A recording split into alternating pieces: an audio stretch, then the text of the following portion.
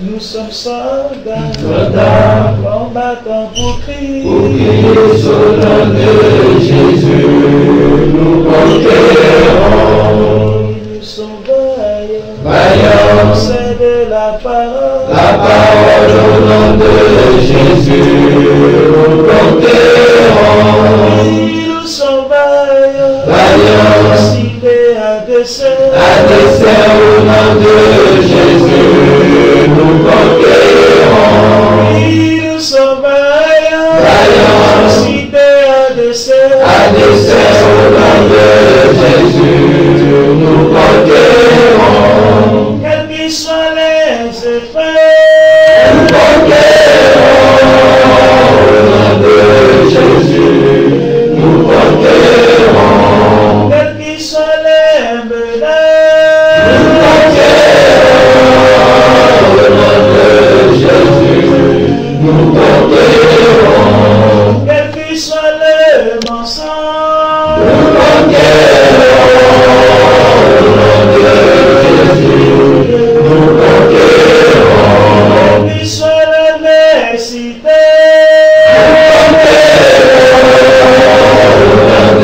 Jésus, nous conquérons. nous sommes vaillants, Vaillants, cités à dessein. à dessein au nom de Jésus, nous conquérons. Nous sommes vaillants, Vaillants, cités à dessein. à dessein au nom de Jésus, nous conquérons. Nous sommes vaillants, Vaillants, c'est de la la parole. parole au nom de Jésus, nous conquérons.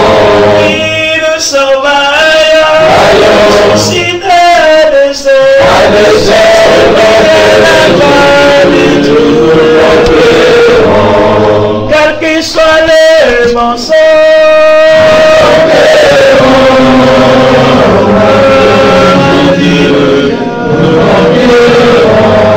quels qu'ils soient les menaces,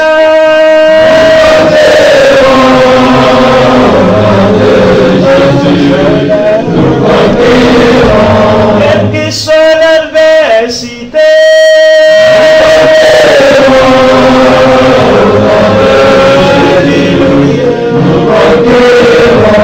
quelles qu'ils soient les persécutions,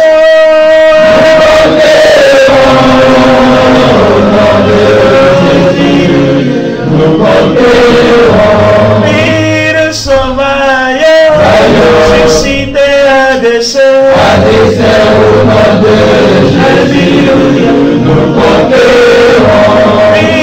Nous sommes vaillants, Vaillants, c'est de la parole. la parole au nom de Jésus, nous conquérons. Nous sommes vaillants, Vaillants, suscités à dessein. à dessein au nom de Jésus, nous conquérons. Nous sommes vaillants, Vaillants, suscités à dessein. à dessein au nom de Jésus, nous conquérons.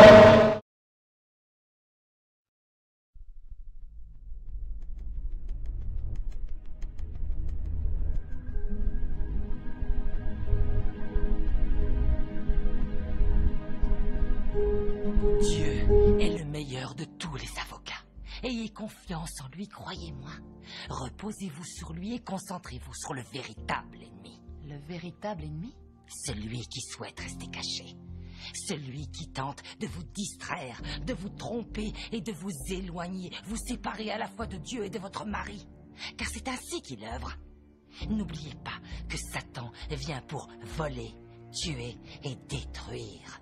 Et il est en train de voler votre joie. Il veut tuer votre foi en Dieu et il essaie de détruire votre famille. Si j'étais vous, je clarifierais ma relation avec le Seigneur. Et j'ai besoin que vous meniez votre combat en prière. Vous devez chasser le véritable ennemi hors de chez vous avec la parole de Dieu. Il est grand temps de vous battre, Élisabeth. Il est temps de vous battre pour votre couple. Il est temps de vous battre contre le véritable ennemi. Il est temps de retrousser vos manches et d'y aller franchement. Mais les Écritures disent à chacun d'entrer dans sa chambre et de prier en secret. Et votre Père céleste, qui voit ce qui est fait en secret, vous récompensera. Oubliez tout. Orientez votre cœur et votre esprit vers lui.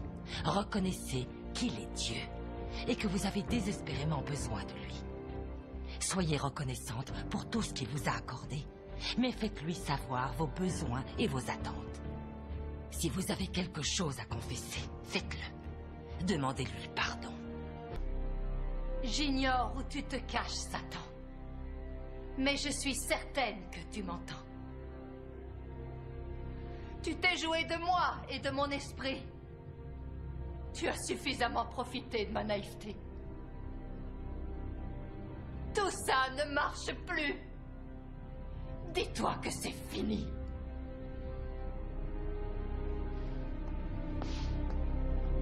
On ira ensemble vers ce nouvel ordre mondial. Et personne, je dis bien, personne ne pourra s'y opposer.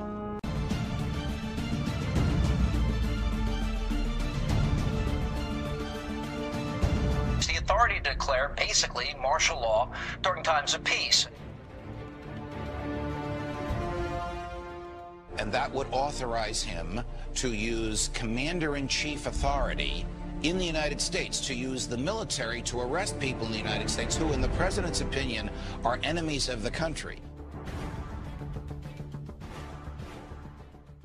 Particularly to hear President Obama claim the power to keep people in prison indefinitely with no charges against them, no conviction, no sentence, just imprisonment.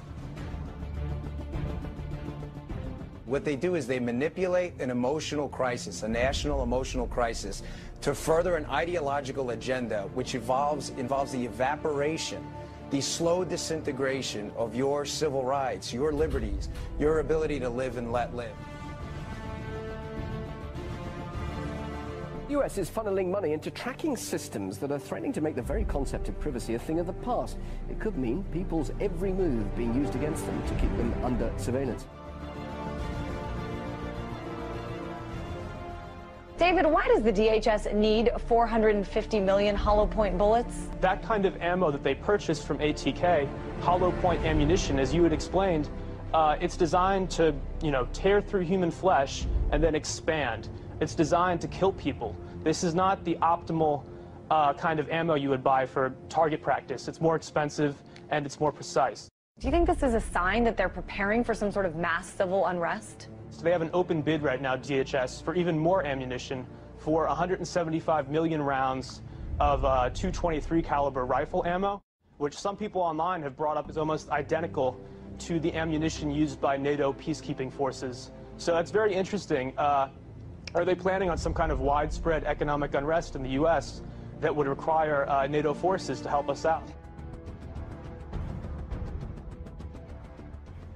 Department of Defense has just issued a new list of extremists that should be watched. And on that, in fact, number one, past the Muslim Brotherhood and past Hamas, Hezbollah, number one, evangelical Christians. Begin tonight with a newly leaked U.S. Army military police training manual for what they are calling civil disturbance operations. The Army manual outlines the plan to kill rioters and demonstrators in America. That's right, they have plans to confiscate our firearms and kill American citizens on U.S. soil. This during a mass civil unrest, I guess, shooting innocent civilians perhaps.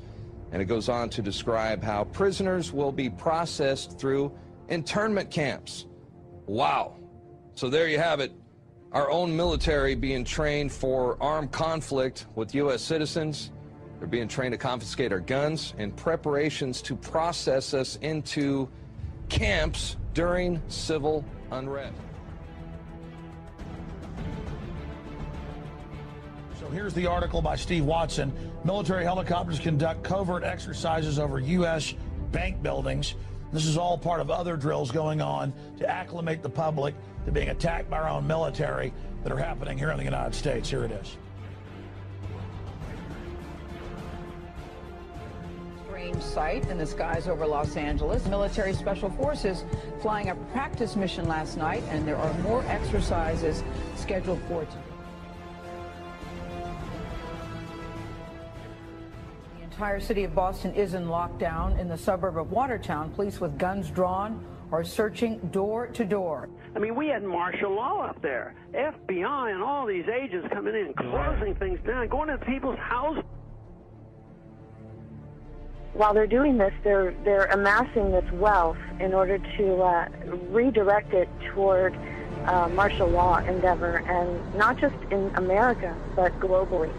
They want to lock down every country and force us into global governance, eventually force us into a global reserve currency that is like the Bancor that the IMF has been pushing.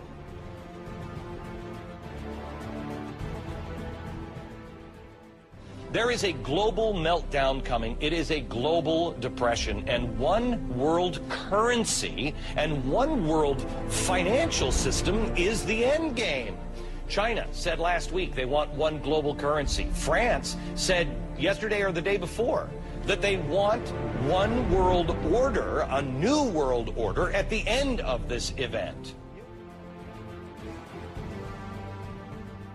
U.S. State Department, the Federal Reserve, even the EPA are sending billions of dollars overseas, and many economic and political decisions made in the United States just don't benefit us. They benefit a would-be one-world government. I think Obama's got his foot on the gas pedal and is going full speed ahead with taking us towards a global government.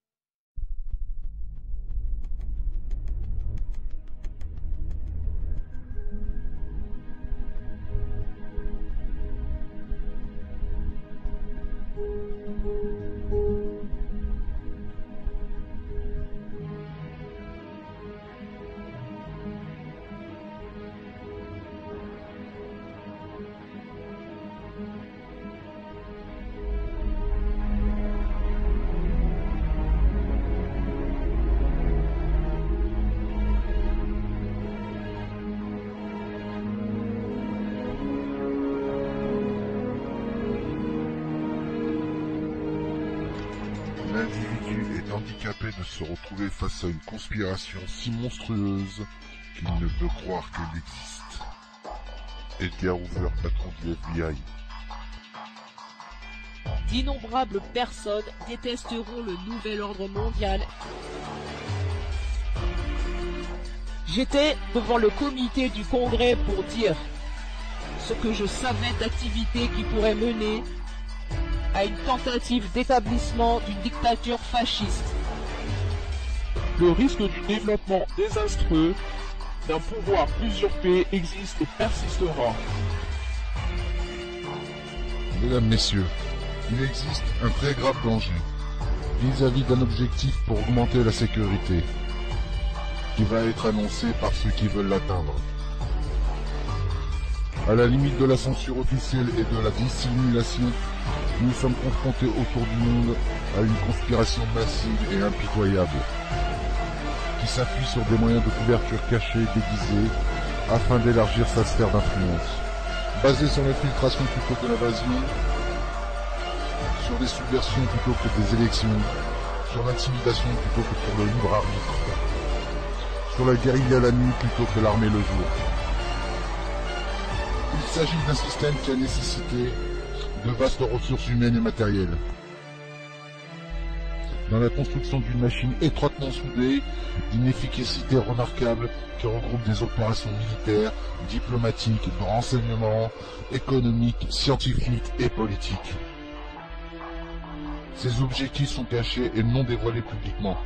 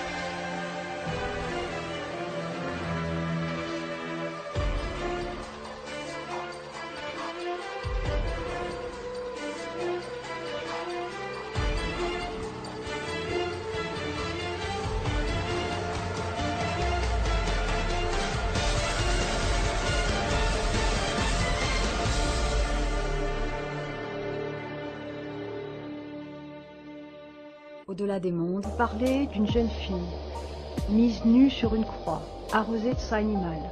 Quand vous parlez de fœtus qu'on arrache du ventre de leur mère et qu'on sacrifie, vous nous parlez de quoi?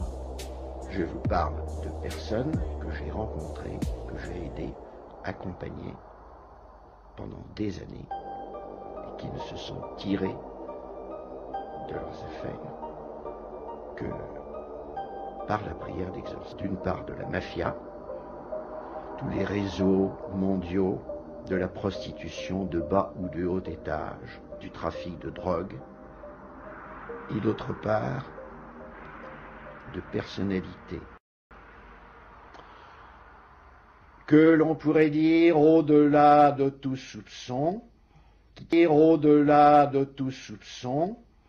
tiennent des postes clés dans notre civilisation, que ce soit dans le monde de la politique, toutes tendances politiques confondues, dans le monde de la magistrature, dans le monde scientifique, dans le monde de la finance, dans le monde intellectuel, et je dirais même, hélas, 3 fois hélas, dans le monde ecclésiastique. Des prêtres défroqués ou menant double vie.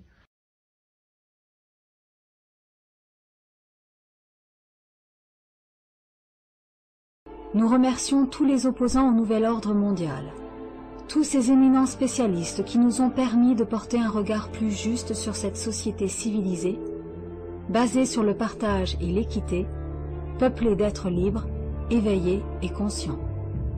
Grâce à eux, nous avons appris à connaître les détenteurs du vrai pouvoir et leur but inavoué. Nous avons découvert l'existence des Illuminati et leurs sombres desseins. Ils nous ont enseigné les mécanismes mortifères de la création monétaire. Ils nous ont montré comment ces félons se sont appropriés au cours des siècles le crédit des nations, avec la bénédiction de la classe dirigeante inféodée et l'appui des médias de masse qu'ils contrôlent dans l'ombre. Comment leurs agents se sont infiltrés aux postes clés des gouvernements et des institutions internationales, leur permettant de s'approprier chaque jour plus de richesses, plus de pouvoir.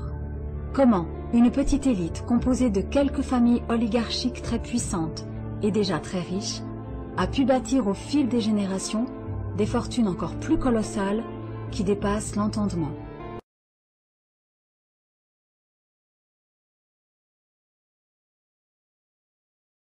Tant d'acharnement à nous rendre, enfin à nous faire du mal.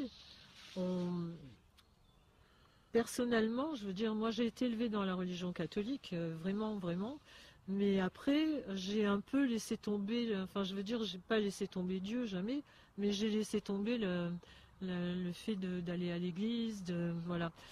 Et ben, quand je vois ça, je veux dire, je me dis qu'effectivement, Dieu existe, parce que ça m'a permis de mettre un nom sur le diable. Parce qu'au catéchisme, ça reste toujours très virtuel, quoi. On voit pas Satan comme ça. Et ben là, oui, si, on le voit, parce que c'est pas possible, quoi. C'est pas possible que ces gens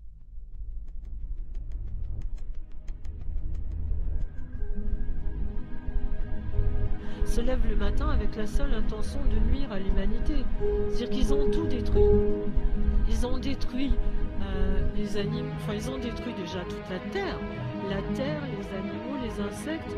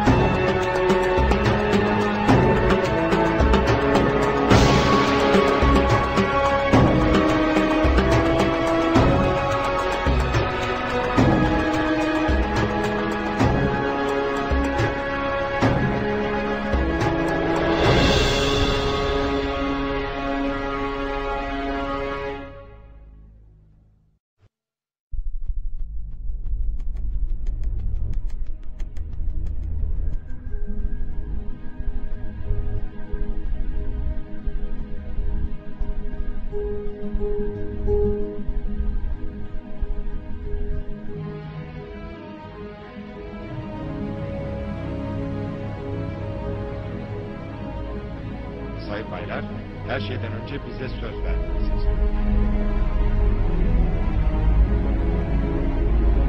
Aramıza alınmanız kabul edilse de edilmese de bizim düşünce odası dediğimiz o karanlık bölgeye girdiğimiz andan başlayarak şu ana kadar...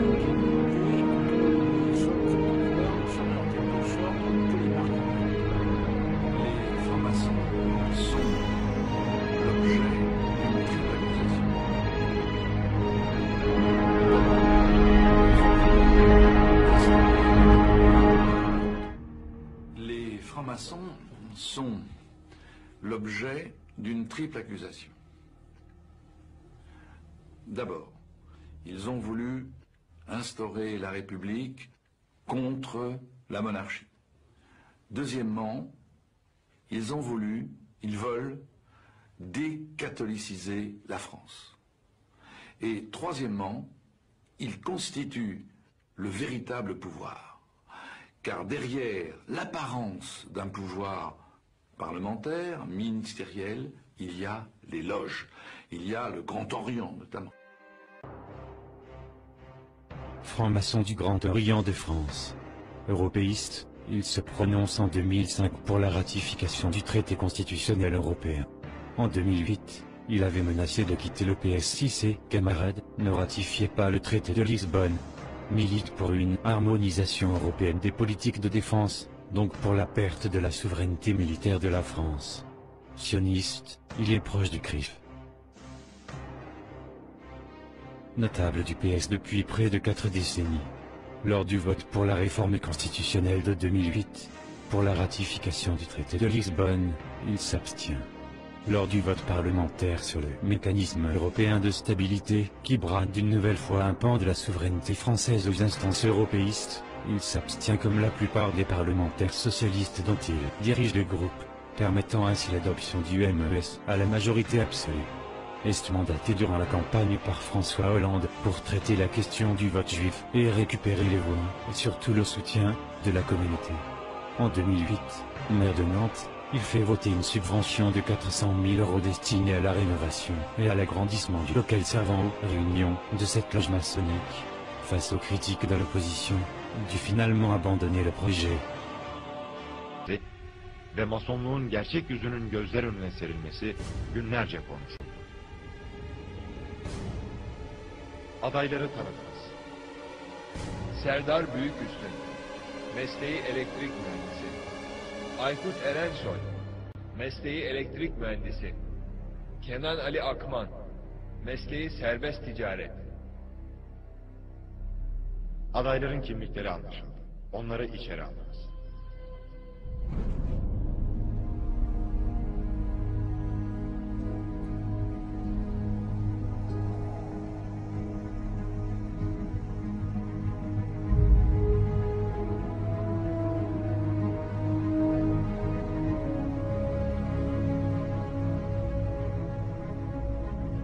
Sayın baylar, her şeyden önce bize söz vermenizi istiyoruz.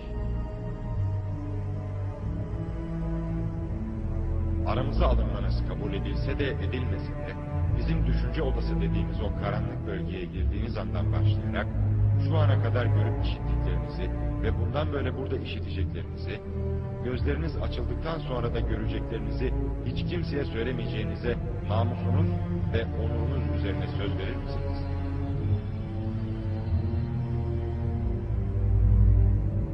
Sayın Aykut Erensoy? Evet, söz veririm.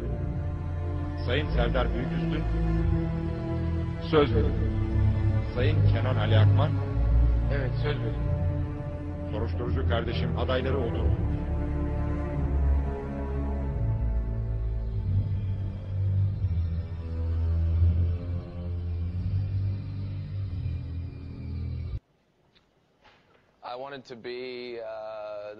Eh bien, je voulais être la meilleure représentation possible de l'Amérique. Votre surnom, c'est Antéchrist Superstar. Ça, c'est bien, hein? Qu'est-ce que vous en pensez, Faut le crever. Hein, Antéchrist Superstar, c'était le nom d'ailleurs d'un de ses albums. La relève est assurée. Yes. Voilà. Et Marilyn Manson est une star donc du shock rock, ce qu'on peut appeler le shock rock. Alors dans la tradition des Stones avec Sympathy for the Devil, ensuite il y a eu Black Sabbath avec Ozzy Osbourne.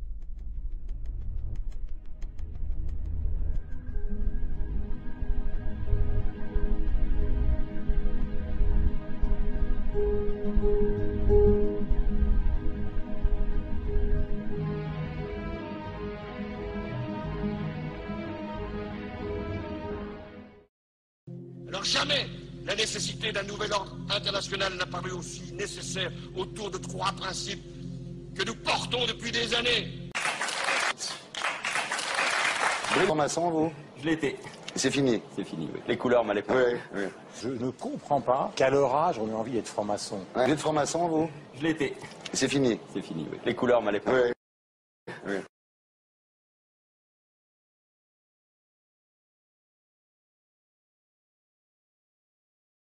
Si l'on croit, comme c'est mon cas, dans la République, à un moment, il faut passer par la franc-maçonnerie. Proche les gens qui ont de la puissance. Hein. Si on n'a pas de pouvoir, on n'est pas intéressant, on reste dans la piétaille. On reste dans le troupeau. Alors à partir du moment où quelqu'un a du pouvoir, où il peut servir, où on est bien entre soi, on songe éventuellement à le recruter. Du moment qu'on a décelé chez lui, bien entendu, la corruption morale qui fait de lui un membre propice. On ne peut surtout pas recruter quelqu'un qui pourrait faire éclater le groupe ou qui pourrait dénoncer ce à quoi il a assisté. Sir, everything. I don't owe you this comment. This is what's called ambush journalism, and I disrespect you for that as well. So thank you and goodbye. That's none of your damn business. Oh.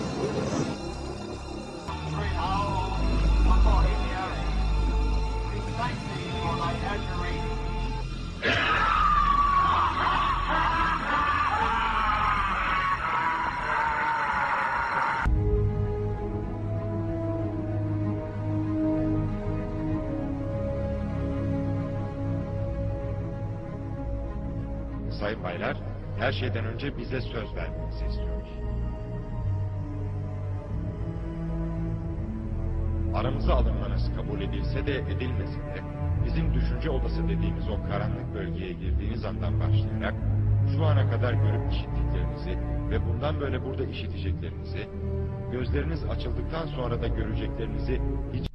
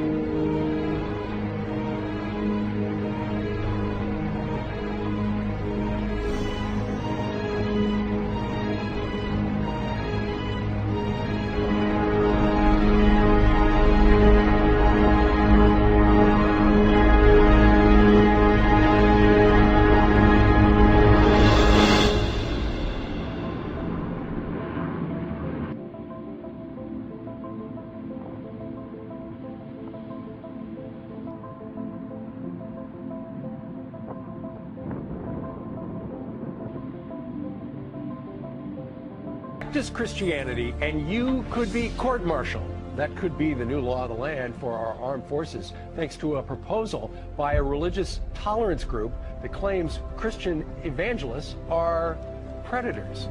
Is a war on religious liberty within the military, and that the Christianity of service members is now coming under attack by the Obama administration. Incredible. Here's a new article by Kurt Nimmo that's got links to Fox News. These two workers have microchips? Right. Well, this is very, very real, and these microchips are about the size of a grain of rice. They get injected into your skin. Futuristic film. Humans injected with a tiny chip holding the key to all of their private information. But as you're about to see in our CBS 46 investigation, it's not fiction. In fact, it's being marketed in Georgia as life-saving technology. Life-saving technology. We have a Florida family who are really pioneers in a brave new world. They have volunteered to be the first ever to have microchip identification devices implanted into their body. It is the first implantable microchip for humans that has multiple security, financial, and healthcare applications. One thing is you must leave. If you do not disperse, you may be arrested and or subject. Alabama truckers, no identification on them, just...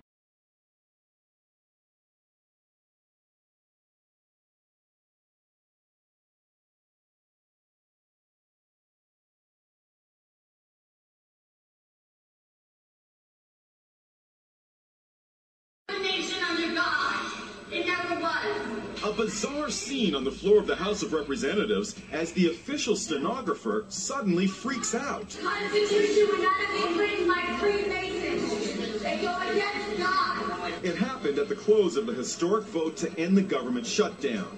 Watch as House stenographer Diane Reedy calmly marches up to the podium and has a meltdown as the nation watched. He will not be mocked. He will not be mocked.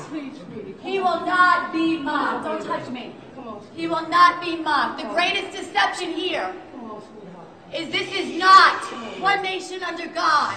It never was. Had it been, it would not have been. No. It would not have been. Constitution would not have been written by Freemasons. They go against God. You cannot serve two masters. You cannot serve two masters. Praise be to God, Lord Jesus Christ. Praise be to God. She was hustled off the floor of the House by Capitol Police and taken to the hospital for a mental evaluation. Constitution would not have been written by Freemasons. Reedy was ranting about the Founding Fathers and Freemasons, who have long been a target for conspiracy theorists. Fictional about this stenographer's public meltdown in front of millions of people on live TV. This is not one nation under God. It never was. Now, Diane's husband, Dan, is on the telephone right now to tell us the true story of what happened. We don't want to hear what the news media says about it. We want to hear exactly what happened. Thank you, Rick. So good to be here. The job of stenographer, I assume that Diane's responsibility was to write down and record everything that was being said on the floor of the House that would go into the congressional record. Is that basically what she does? Yes, Rick, that's right. She's one of 7 that rotate on a basic 10 to 15-minute basis, and they're responsible for everything that's spoken on the floor and from the speaker. How many years does she work for the House, starting with the committees until she became a floor reporter? I think it's about 8 to 9 years. She's actually got to be, you know, to a certain extent, you can only be so friendly with, you know, the men and women of Congress. But it's just, there's a wonderful group of people there, and I'm not ashamed to say it all. She's looked upon and regarded very highly there.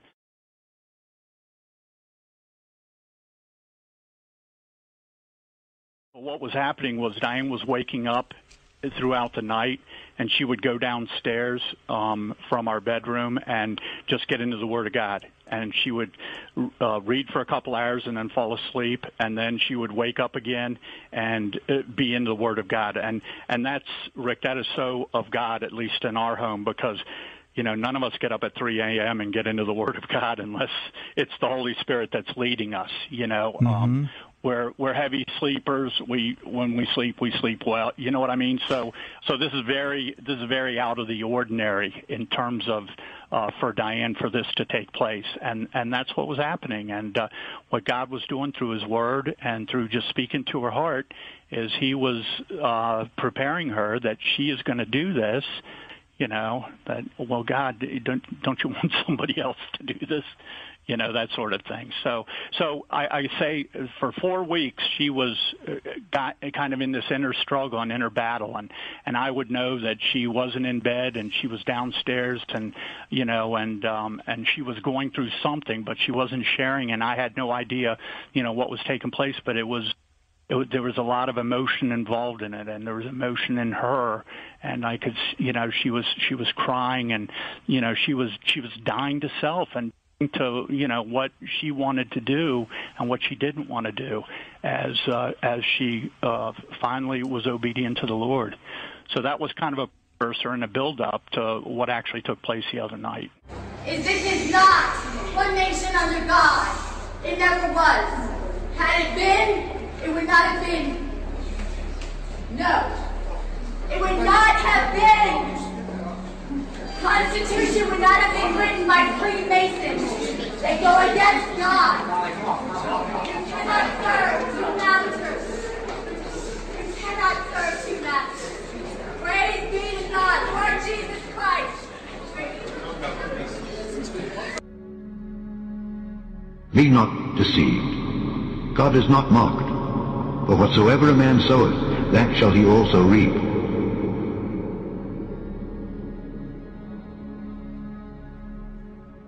No man can serve two masters, for either he will hate the one and love the other, or else he will hold to the one and despise the other. Ye cannot serve God and mammon. They go against God. You cannot serve two masters. You cannot serve two masters. Listen to them shut her up. Shh. You cannot serve two masters. But shush up, Diane. You can't quote the Word of God in front of demons. They don't like that. They fear that. And look at them. Look at them. These cowards who applaud the killing of unarmed women with babies in their cars. These are the demons. Praise be to God, Lord Jesus Christ.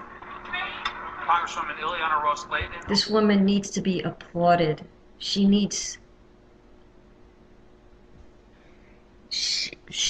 is the example. Was presiding at the time, then hammered the gavel and tried to quiet her. Reedy then said something about the devil. Ros-Lehtinen called it sudden, confusing, and heartbreaking, and noted that this... Confusing and heartbreaking. Oh, this poor woman lost her mind. No, she didn't. No, she didn't. You minion. You're the one that lost your mind. The media is the one who's lost their minds. Congress is the ones who's lost their minds.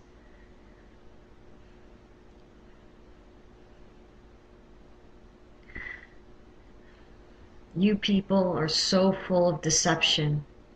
that you can't even bear to hear the truth for 1 minute. And spoke with some of the members who watched it unfold. It sounds like a sad incident. It sounds like this person may have had some sort of a mental health episode. Look at this witch labeling the truth. Someone who's speaking the truth. Watch her label her and bash her into the ground. What a technique. What a technique used by the propagandists in front of demons. And she exposed these demons for who they are, and exposed the facade that our country,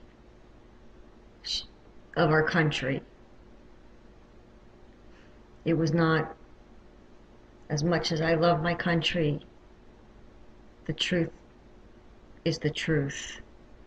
And our forefathers were Freemasons. And if you do some research on these founding fathers, if you do your research on these Freemasons, which I have done,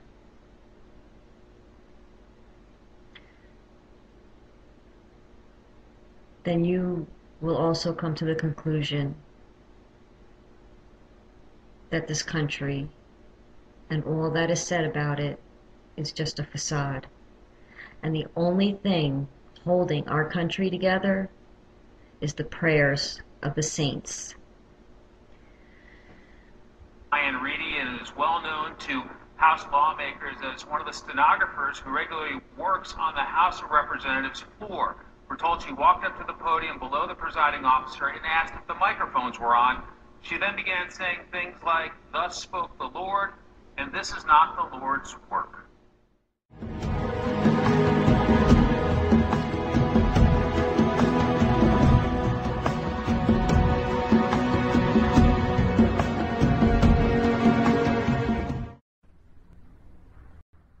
And as we are programmed intellectually, one must be aware of this being programmed like a computer,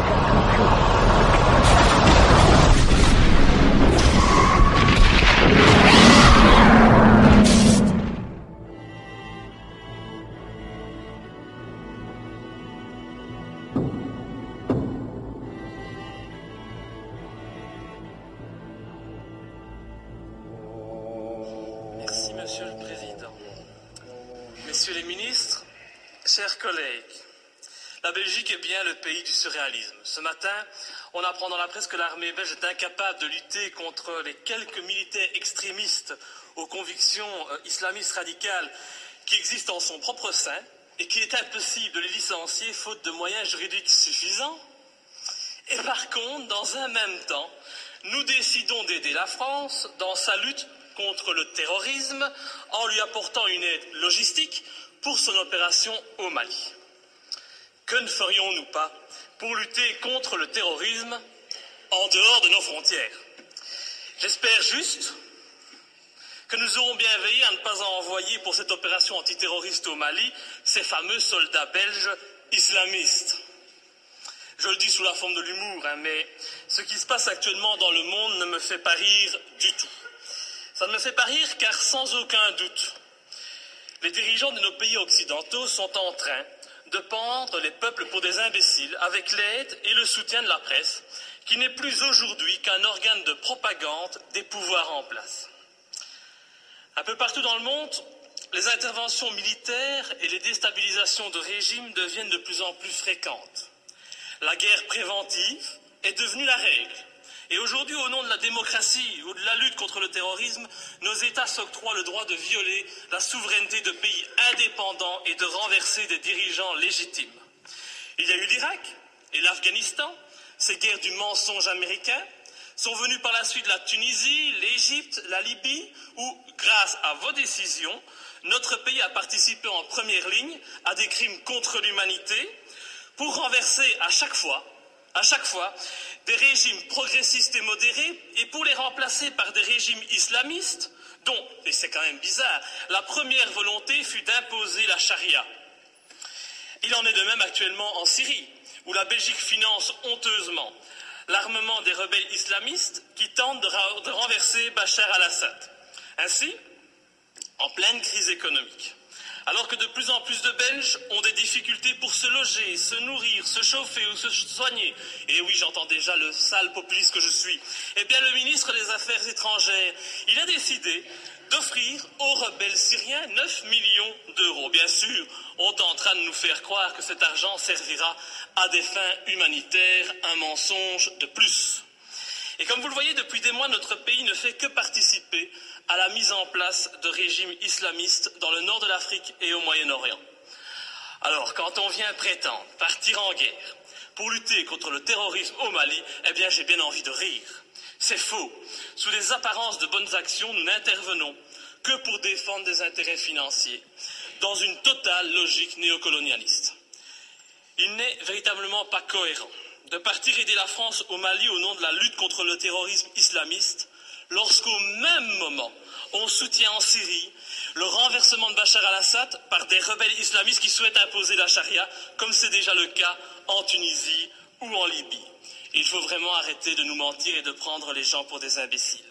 Le temps est au contraire venu pour dire la vérité. En armant les rebelles islamistes comme les Occidentaux ont auparavant armé Oussama Ben Laden, cet ami des Américains avant qu'il ne se retourne contre lui, eh bien les pays occidentaux en profitent pour implanter dans les nouveaux pays conquis des bases militaires tout en favorisant leurs entreprises nationales.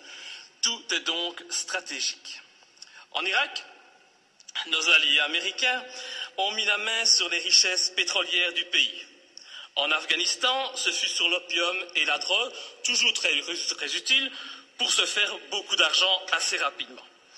En Libye, en Tunisie, en Égypte ou encore en Syrie, le but fut et est encore actuellement de renverser les pouvoirs modérés pour les remplacer par des pouvoirs islamistes qui très rapidement deviendront gênants et que nous attaquerons sans vergogne sous prétexte de lutter à ce moment-là encore contre le terrorisme ou de protéger Israël.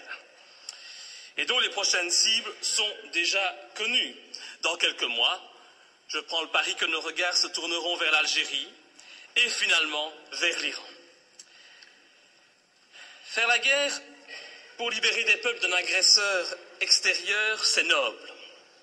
Mais faire la guerre pour défendre les intérêts des États-Unis, faire la guerre pour défendre les intérêts de grosses sociétés comme Areva, faire la guerre pour mettre la main sur des mines d'or, ça n'a rien de noble. Et cela fait de nos pays des pays agresseurs et voyous.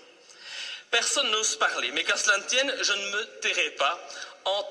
Et tant pis si ma lutte doit me faire passer pour un ennemi de ce système qui bafoue les droits de l'homme au nom des intérêts financiers, géostratégiques et néocolonialistes. Bafouer ce régime et le dénoncer, c'est un devoir et une fierté pour moi. Et sincèrement, et je m'excuse pour le vocabulaire populaire utilisé, j'emmerde tous les soi-disant bien-pensants, qu'ils soient de gauche, de droite ou du centre, qui sont aujourd'hui au basque de nos pouvoirs corrompus et qui se plairont à me tourner en ridicule. J'emmerde nos dirigeants qui jouent avec leurs bombes comme des gamins dans une cour de récréation. J'emmerde ceux qui prétendent être des démocrates alors qu'ils ne sont que des criminels de bas étage. Je n'ai pas beaucoup de respect non plus pour les journalistes qui ont le culot de faire passer les opposants pour des débiles mentaux alors qu'au fond ils savent très bien que ces opposants ont parfaitement raison. Je méprise enfin au plus haut point ceux qui se prennent pour les rois du monde et qui nous dictent leurs lois, car moi je suis du côté de la vérité, du côté de la justice, du côté de ces victimes innocentes du pognon à tout prix. Et c'est pour cette raison que j'ai décidé de m'opposer clairement à cette résolution qui envoie notre pays soutenir la France dans son opération néocolonialiste. Depuis le début de l'opération française, le mensonge est organisé. On nous dit que la France ne fait que répondre à l'appel au secours d'un président malien. On en oublierait presque que ce président n'a aucune, mais aucune légitimité et qu'il a été mis en place pour assurer la transition suite au coup d'État de mars 2012. Qui a soutenu ce coup d'État? Qui en est à la base? Pour qui travaille ce président de transition? Voilà le premier mensonge. Le président français François Hollande ose prétendre mener cette guerre pour lutter contre les djihadistes qui menacent, ils menacent, rendez-vous compte, le territoire français et européen. Mais quel vilain mensonge!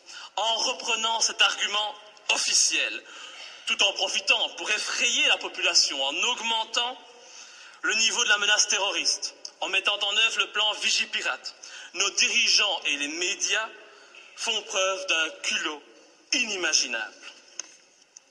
Comment peut-on oser sortir un tel argument alors que la France et la Belgique n'ont pas hésité à armer et soutenir les djihadistes en Libye et que ces mêmes pays continuent actuellement à soutenir ces djihadistes en Syrie?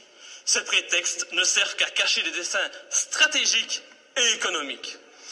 Nos pays n'ont même plus peur de l'incohérence, car tout est fait pour la cacher. Mais l'incohérence est pourtant bien présente. Ce n'est pas demain que vous verrez un Malien venir commettre un attentat en Europe. Non, à moins qu'on en crée un subitement pour mieux justifier encore cette opération militaire. On a bien créé le 11 septembre pour justifier l'invasion, l'arrestation arbitraire, la torture et le massacre de populations innocentes. Alors créer un terrorisme malien, bon, ça ne doit pas être trop compliqué pour nos dirigeants sanguinaires. Un autre argument utilisé pour justifier ces derniers mois les opérations militaires, c'est la protection des droits de l'homme. Ah, cet argument est encore utilisé aujourd'hui pour justifier la guerre au Mali. Mais oui, nous devons agir, car sinon les méchants islamistes radicaux vont imposer la charia au Mali, lapider les femmes et couper les mains des voyous.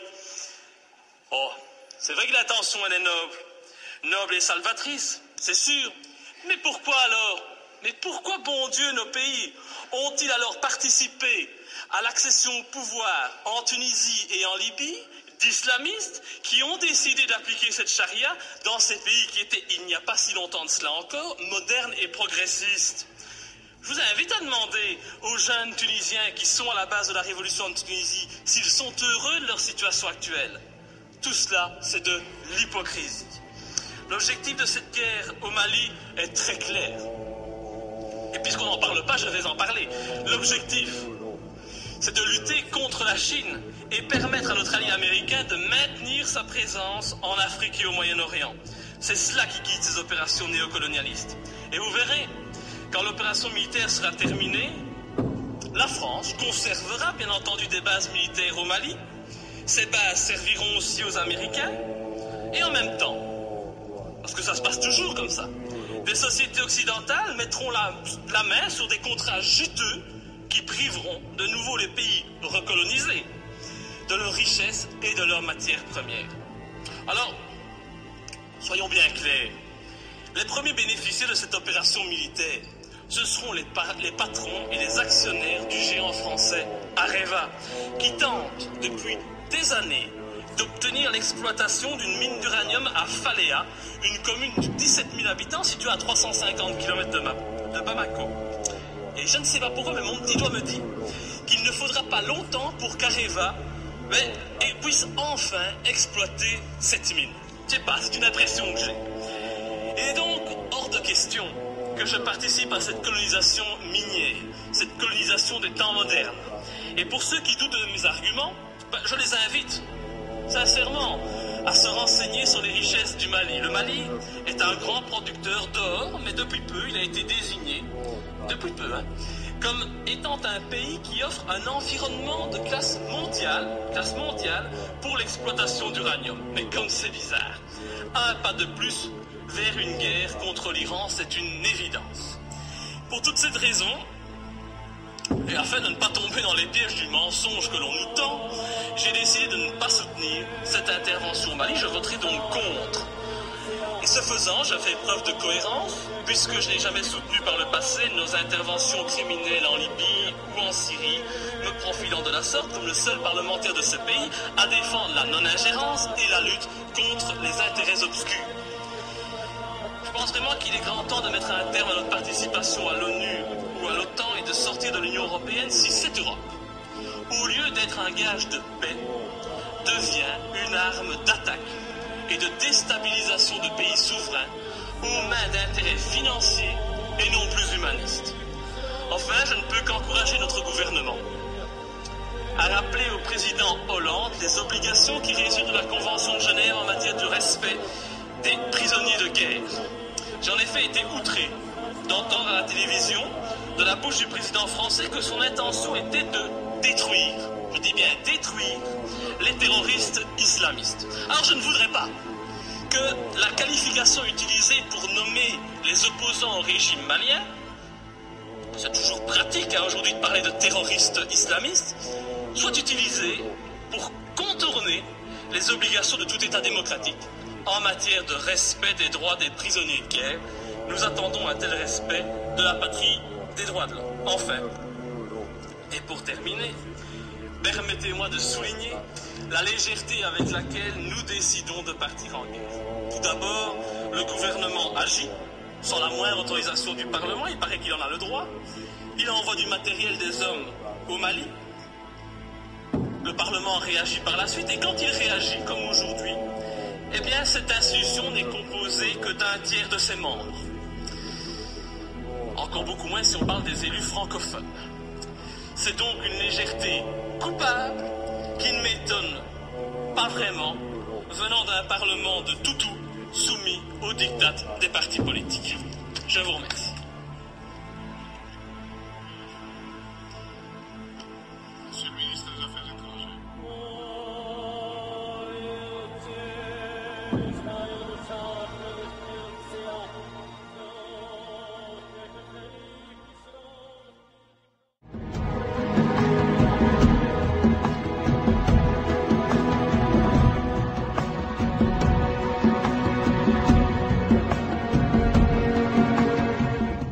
Leur force est enfermée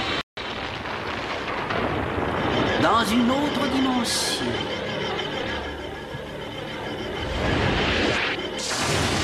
Ces hommes serpents déguisés en hommes vivent parmi nous et attendent le retour de leur maître.